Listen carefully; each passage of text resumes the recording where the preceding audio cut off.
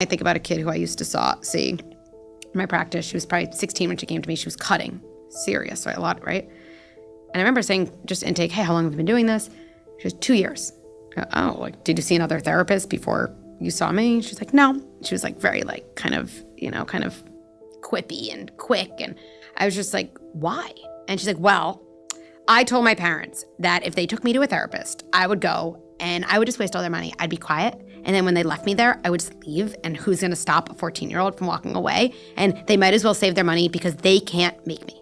Okay. And again, I just kind of sensed to stay quiet. And she seriously, one of the next things she said is, can you believe they let me make that decision? Literally said that.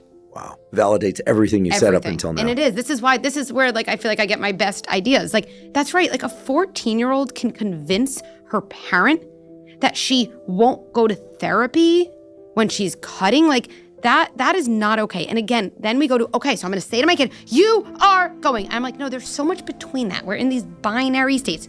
Your kid's feelings about therapy cannot dictate your boundary, right? But we can't just then come down harshly. And so I coach parents in this all the time. What do you say to a kid? I love you. Hear me. Like, I love you. We're in a tough stage. I see this problem. And I do think even when our kids get older, we can say this. My number one job is to keep you safe. It is not to keep you happy with me. Mm-hmm. And I actually love you so much that I'm willing to do things that make you unhappy with me. Mm-hmm. That is actually how much I care about you. And so I am going to be driving you. And if you want to like curse at me the whole time, I will sit in that waiting room. And you know what I'm going to do the next week? I'm going to tell you I love you. I'm going to do the same thing. And I think adults hearing that on some level, there's some internal truth of like, I probably needed that. Like that feels oddly good because there's like, I'm not messing around, but there's this way.